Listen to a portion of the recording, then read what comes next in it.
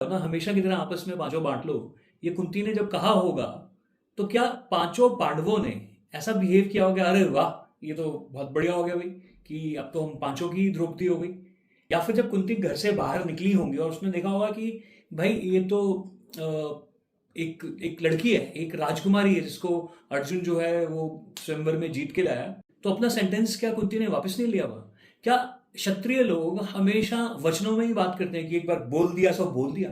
और महाभारत में ऐसे कितने प्रसंग हैं जहां पे अपने शब्द वापस लिए हैं, लेकिन इस सिचुएशन में कुंती ने अपने शब्द वापस क्यों नहीं लिए? तो हमको क्या समझना बड़ा जरूरी है मालूम है?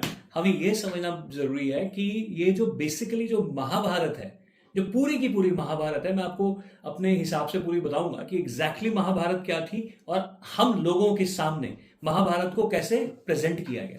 महाभारत को एंटरटेनिंग बनाने के लिए जो उसके अंदर की जो एजुकेशन थी ना, वो पीछे उसने एक बैक स्टेप ले लिया, और जो एनलाइटनमेंट थी वो तो बिल्कुल ही गायब हो गई। तो इसी प्रसंग को, इसी सिचुएशन को, इसी सीन को हम अगर दोबारा देखें ना, कि पांचों पांडव अपने घर पहुंचते हैं, अपनी माँ को बताते हैं कि देख माँ हम क्या लाए हैं, और माँ क्या बोलती है, हमेशा की तरह आपस में बांट लो।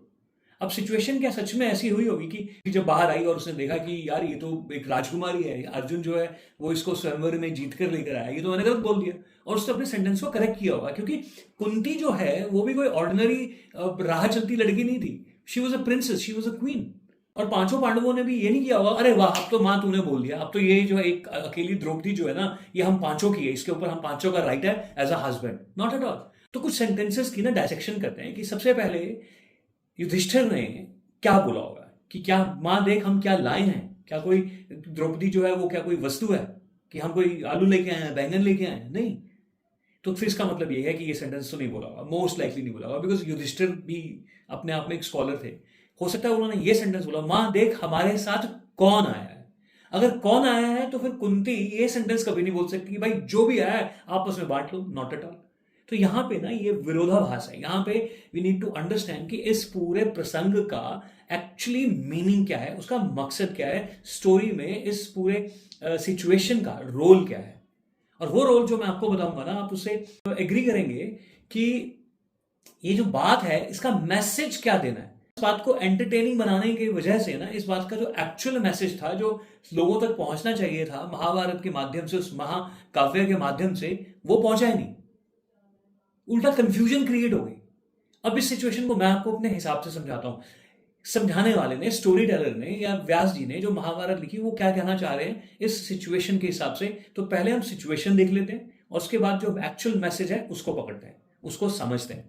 सिचुएशन जो है हमें बी आर चोपड़ा ने और बाकी महाभारत में जो बताई गई, जो समझाई गई है, जो हमारे यहां पर बैठ गई है, वो ये है कि अर्जुन द्रौपदी को स्वयंवर में जीत कर लाया। पांचों भाई आते हैं, घर पहुंचते हैं, वनवास का सिचुएशन है कि वे लोग वनवास में हैं, कुंती माता घर के अंदर है, और यहां से बोला गया मां देख हम क्या लाए हैं, और कुंती माता ने बोला कि भाई हमेशा की तरह जो भी तुम लाए हो हमेशा की तरह आपस में बांट लो। ये हमें दिखाया गया। एक्चुअल इसका मतलब क्या वो समझिएगा। सबसे पहले आपको अर्जुन को समझना होगा। अर्जुन स्वयंवर में जीत कर लाया था, स्वयंवर में उनके साथ शादी की और लेकर आए अपने घर पे, और जब वो घर पे आए तो कुंती माता ने बोला हमेशा की तरह आपस में बांट लो। एक्चुअली इसका मतलब क्या वो समझिएगा।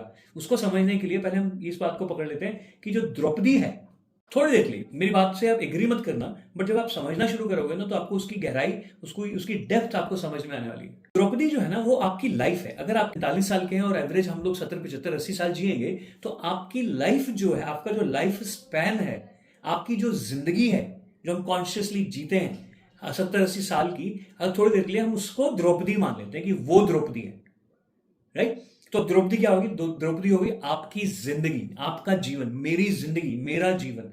अब मुझे मेरे जीवन को कैसे संभाल के रखना है, उसके लिए मेरे अंदर 5 क्वालिटीज होनी चाहिए। अब वो 5 क्वालिटीज कौन सी हैं? अब आप खुद ही सोचिए।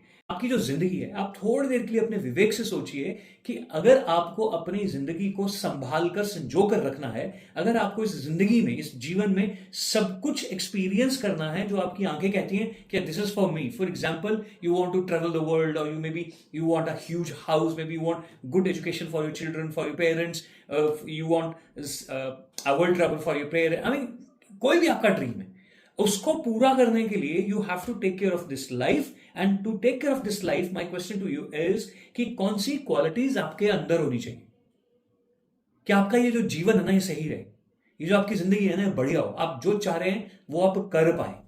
तो quality number one is your decision making should be the best, क्योंकि जो भी विचार आता है उठता है ना और जो उसके ऊपर एग्जीक्यूशन हो जाता है ना, उसके बीच में एक छोटी सी चीज होती है डिसीजन। आप वो डिसीजन लेते हो, आप कहते हो कि यार ये शर्ट पहनूं या मैं वो शर्ट पहनूं। The moment you decide for one shirt you have decided, that's a decision. So आपका जो डिसीजन है, आपकी जो डिसीजन मेकिंग क्वालिटी है, that should be number one. जिंदगी में हम कितने डिसीजंस लेते हैं हमें पता ही नहीं चलता है। तो हमारे हर डिसीजन सही हो, हमारे लिए बेनिफिशियल हो, हमारे आसपास की फर्स्ट फैमिली के लिए और फिर सोसाइटी के लिए बेनिफिशियल हो, इससे बढ़िया बात नहीं हो सकती। सेकेंड इंपॉर्टेंट थिंग है कि आप अपने आप को फिजिकली फिट रखते हो। आप जो भी कर रहे हो अपनी सेहत का पूरा ध्यान रखते हो, आपका खाना पीना सही है, आप सुबह सैर के लिए जाते हो, शाम में जिमिंग करते हो, I mean you are a super fit person. Third is you should take good care of your skills.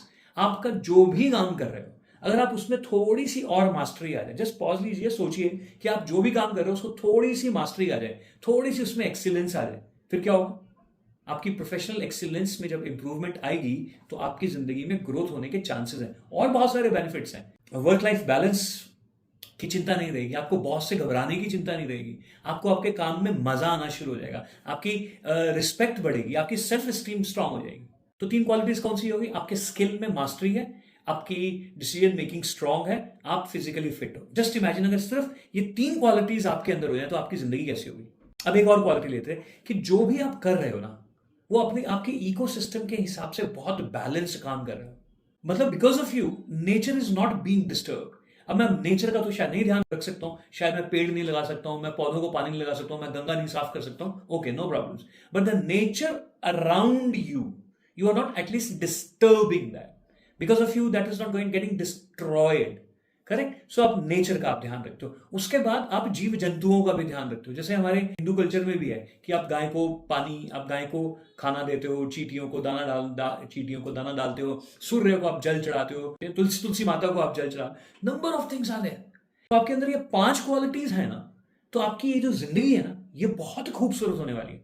खूबसूरती का मतलब क्या है? इसमें प्रोस्पेरिटी आएगी। प्रोस्पेरिटी का मतलब क्या है? You will be satisfied, you will be happy.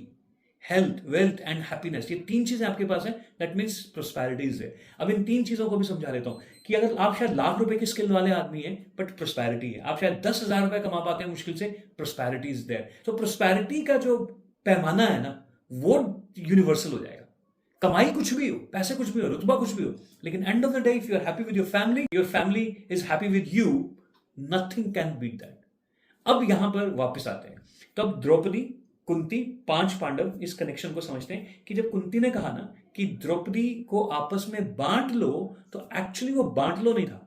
इसका मतलब यह था कि अब आप पांचों की ड्यूटी है to take care of this girl. अब यहां पर इसी बात को दूसरे तरीके से स्विच करते हैं, फ्लिप करते हैं, और वो ये है कि आपको ये जो जीवन मिला है ना, इस जीवन को अच्छे से चलाने के लिए, जिंदगी में अच्छी अच्छी चीजों को एक्सपीरियंस करने के लिए, इस जिंदगी में प्रोस्पेरिटी को अट्रैक्ट करने के लिए you have to have 5 qualities, and these 5 qualities are your 5 husbands. Husband क्यों बोला गया? Husband is a person who takes the responsibility. पति शब्द कहां से है? पति शब्द है पत से। पत का मतलब the person who can take good care, who can जो रिस्पेक्ट करता है, वो जो पत का मतलब होता है जो अपने वर्ड्स को ऑनर करता है। Basically, Pati is the one who is going to admit, accept and then honor his words. तो आपके पास 5 पति होने चाहिए, मेरे पास 5 पति होने चाहिए। मेरे 5 पति कौन से? Yudhishthir, first name is Yudhishthir. Yudhishthir का मतलब युद्ध में भी स्थिर। कैसी भी स्थिति हो, कितना भी chaos हो, अगर आपका दिमाग शांत है ना तो आपकी डिसीजन मेकिंग सही होगी। तो युद्ध में भी स्थिर, वैसी वाली क्वालिटी आपके अंदर होनी चाहिए, आपके अंदर होनी चाहिए। आप बाहर से नहीं ले सकते। डिसीजन मेकिंग आपके लिए कभी कोई नहीं कर सकता, चाह के भी नहीं कर सकता, करेगा भी तो मुश्किल होगी, chaos होगा। So it's your duty to take good decisions. युद्ध में भी स्थिर, काम, क्वाइट, serene, ठंडे दिमाग से सोचो। बोलते ना, ठंडे दिमाग से सोचो। That is first quality you have to build if you want to take good care of Draupadi, your life. Second quality is Bhim. कुछ भी करने से पहले, the most important thing is that you should be physically super fit. Super fit. Bhim शब्द क्या बोलता है? भीम शब्द का मतलब क्या होता है? भीम शब्द जो है उसका मतलब है huge. तो आप इस बॉडी को कितना बेटर बना सकते हो, कितना ह्यूज बना सकते हो। हाइट से फर्क नहीं पड़ता है, फिजिकल फिटनेस से पड़ता है कि आपने 5 फुट 8 इंच का आदमी बट फिजिकली फिट है, 4 फुट का आदमी बट फिजिकली फिट है, 6 फुट का आदमी फिजिकली फिट है। एंड यू नो वॉट, आपकी नजरों में अगर कोई फिट आदमी आता है ना, तो you actually feel good, you get inspired automatically, because that's the right thing. आप एक्सरसाइज ठीक से कीजिए, आप मेडिटेट ठीक से कीजिए, आप पानी ठीक पीजिए, आप खाना पीना बढ़िया रखिए, आप उठना बैठना जिनके साथ है वो बढ़िया रखिए। तो सेकंड इज फिजिकल फिटनेस होनी चाहिए, पहली mental fitness, second is physical fitness, third is Arjun. Arjun शब्द किससे बना है? अर्जुन बना अर्जित करने से, अर्जन ने। और अर्जुन जो है ना वो ऑर्डिनरी आदमी, वो अलग से बात करेंगे कृष्ण के टाइम पे। So now the another beautiful thing is अर्जित करना होगा। अर्जित का मतलब क्या है?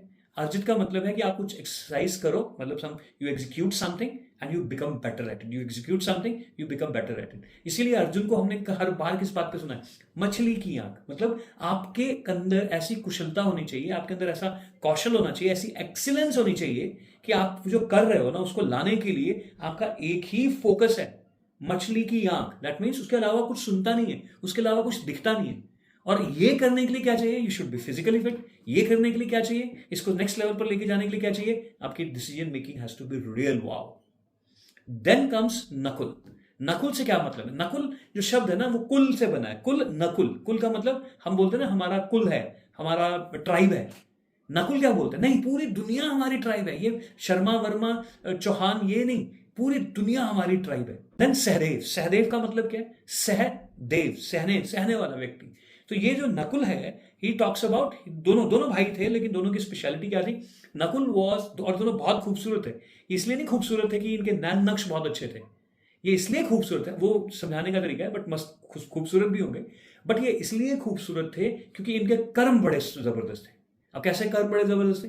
बहुत सारे लोग आपने देखा होगा ना, अगर भगवान ना करे कभी ऐसी सिचुएशन हो कि आपके पास एक रोटी है और इधर एक कुत्ता है जो 2 दिन से भूखा है, और इधर एक बच्चा है जिसने अभी सुबह से लेके मतलब दोपहर को खाना खाया था, अभी शाम को खाना नहीं खाया, तो आप उस रोटी को किसको दोगे? 99% चांसेस आप अपने बच्चे को फेवर करोगे, कुत्ता देख लेंगे।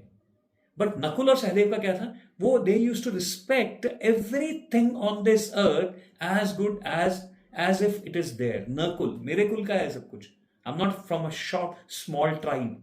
Sahdev, I am ready to experience, what I am trying to make you understand my dear friends, कि यहां पे क्या चीज जरूरी है कि द्रौपदी को इस जिंदगी को बेहतर तरीके से नेक्स्ट लेवल पर अगर लेकर जाना है तो सबसे पहली क्वालिटी है डिसीजन मेकिंग, युद्ध में भी स्थिर। सेकेंड क्वालिटी है फिजिकली फिट। थर्ड क्वालिटी है excellence, excellence has to be your birth right. Fourth quality है पूरी जो यूनिवर्स में चीजें हैं, जो वनस्पति है, जो पेड़ पौधे हैं, इन सब का पूरा ध्यान रखना। एंड फिफ्थ इज जो जानवर रहते हैं, इस सब में जितने भी जानवर हैं, इसलिए नकुल और सहदेव जो हैं वो वनस्पति के और ये जानवरों के एक्सपर्ट थे। वो क्यों थे, उनका क्या फायदा था, वो महाभारत के युद्ध में हम अलग से बात करेंगे। तो यहां तक मैं आई होप मैं समझा पाया कि जो कुंती ने बात कही थी कि आपस में बांट लो, वो एक्चुअली ये नहीं था कि आपस में बांट लो। कुंती का मतलब एक्चुअली ये था कि ये पांचों, ये कुंती जो है, तुम इतनी बड़ी रिस्पॉन्सिबिलिटी लेकर आए हो, इसको ध्यान से इसको संभालना ये तुम्हारी ड्यूटी है। All 5 of you have to take good care of her. It was not husband wife relationship. उसके पीछे बहुत सारी कहानियां बना दी कि वो एक के साथ संभोग करती थी, उसके बाद वो फिर से वर्जिन हो जाती थी, फिर वो दूसरे, बुलशिट, ये सब कहानियां हैं। ये पता नहीं बीच में होता ना कि जब व्यास जी ने जब महाकाव्य लिखा, उसके बाद बीच में पता नहीं कौन सा डिस्टॉर्टेड माइंड आया, उसने इस कहानी को जोड़ दिया।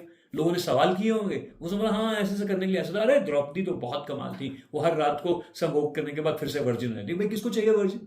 What this bullshit is. और कौन से भाई ऐसे, हाँ जी माँ ने बोल दिया अब तो भाई आज तो मेरा, मंडे तो मेरा, ट्यूसडे तेरा, वेडनेसडे तेरा। What is this nonsense, bullshit, बकवास बातें।